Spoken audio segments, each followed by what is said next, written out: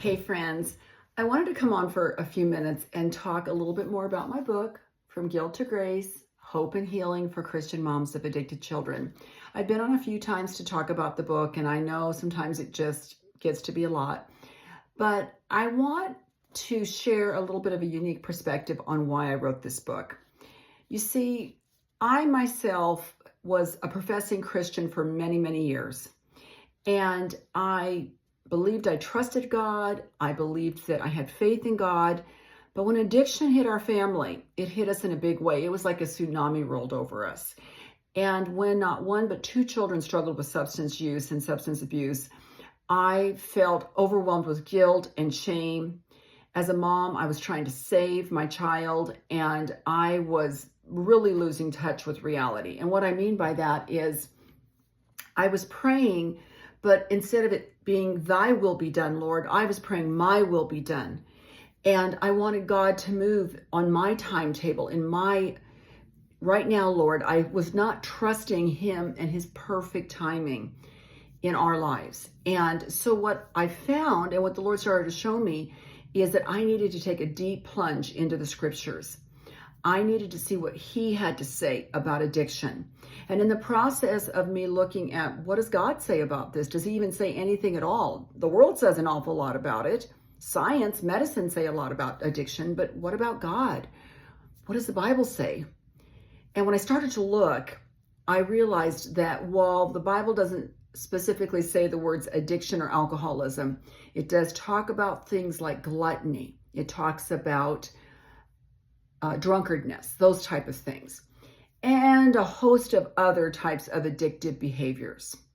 And as I started to read that, I realized that what God was really talking about was putting something else on the throne of our lives in place of him. I have a question. Have you ever done that? Have you ever said, Jesus, you are Lord of my life. Nothing I desire compares with you. But then when you really stepped back and looked at what you were thinking about, obsessing about, ruminating about, what was controlling your thoughts, your emotions, and your actions, maybe you found out that it wasn't God. That's what I found out.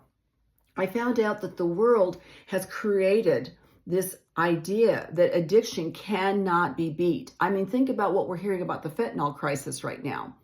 We're hearing that 1 out of every 7 dosages of fentanyl that are on the streets is lethal.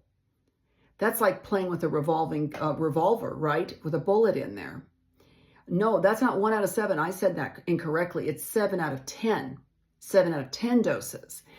And so the majority of the doses that are on the streets are dangerous to the point of being lethal. When we start hearing about that, most people never beat their addiction. Most people either die from their addiction or end up in jail. Once an addict, always an addict. These type of things were controlling my thought life. So I, of course, was living in a constant state of fear, a constant state of believing that it was just a matter of time before addiction stole my children permanently. And when I was living like that, that was no way to live as a believer. And it was at that point that I realized, hey, yeah, possibly I've made an idol out of my kid because I'm thinking about them constantly. I want to save them. What mother wouldn't want to save their child? More than anything, I realized I'd made an idol out of addiction. I was letting it control my life. And so the chapter that this book really is founded on, the foundational chapter of this book, is chapter 7. And it's called, let me get to it, it's called Bound by Love. And it was based on the study that I did, a deep dive I did into the book of Hosea. In the process of studying biblical boundaries, and what does God have to say about boundaries, and are boundaries even biblical, I landed on the book of Hosea. And that story of Hosea and his wandering wife, Gomer. The Lord had me plunge into the scriptures and figure out something, that his love is relentless, and he has a relentless love for wandering hearts. And so while Gomer was off chasing her idols, chasing the men in her life, chasing silver and gold and wine and all the good things, Hosea was faithfully chasing after her. And that's an image of God chasing after his people, the nation of Israel that had such wandering hearts. And so for those of us who think, well, I would never do that. I would never go after an idol. I would never make an idol for myself from these foreign lands and these foreign gods and these Baals and things. Well, would you? And would I? Our idols just come in different forms now. Our idols are idols of the heart. But are there anything that takes the place of God? So in this chapter, I look at wandering hearts. There's 3 types of wandering hearts. One is the wanting heart. They're pleasure seekers. They are pursuing what fulfills them. We'll see this in Hosea 2:13. The wounded hearts are pain relievers. They're seeking what comforts them, relieves their pain. We read about that in Hosea 7:14. And then there's the wayward hearts. These are the pride builders. Think about Satan, and how he's so prideful and thinks he can do everything like God. Well, a lot of us wrestle with pride. So pride is driven by what exalts us, and that's Hosea 7:13. So it's easy to think, well, gosh, you know what? I'm not any of those 3. Well, we all have a little of that in us. And so in Hosea 2:5, we read that she said, and this is Gomer and the nation of Israel, I will go after my lovers who give me my bread and my water, my wool and my flax, my oil and my drink. And then down in verse 2:8, it says, and she did not know that it was I who gave her the grain, the wine, and the oil, and who lavished on her silver and gold, which they used for Baal.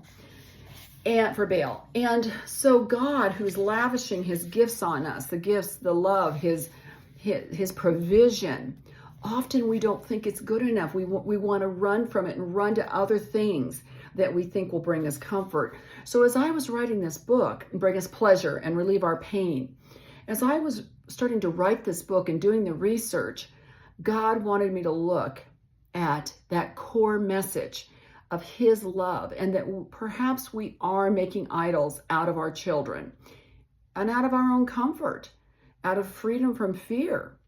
All the things that we seek to relieve whatever that thing is that hurts and is causing us pain, whatever it is that we chase after to feel relief from that, is what we can make an idol if we're not careful. And so there's so much more in this book. But my question to you is, have you made addiction an idol?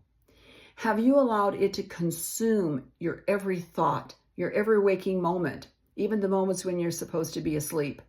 Has it raised its ugly head and said, move over, God, I'm in charge here, and that's it?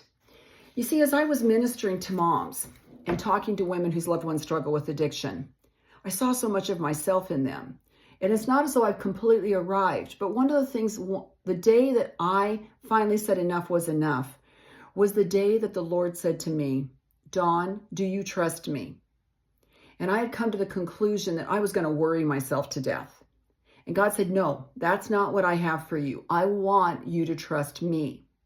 And so that's where the process came of me starting to get out from under that heavy weight of idolatry and that burden of worry and guilt and shame and obsessing constantly over playing my child's Holy Spirit and trying to save them to the point where I was self-destructing. And when I made that decision is when God started to reveal himself to me, his faithful love, his steadfast love. And that's how the book came. That's how the book was birthed. And so if you are maybe not a mom of a child struggling with addiction, maybe you're the wife of a husband who's struggling with some form of addiction, whether it's pornography or he's a workaholic.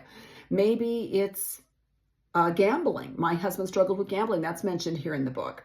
Whatever it is that you're going through, whatever it is that you're experiencing, putting all of that aside, putting all of their addictions aside, where is your heart with God?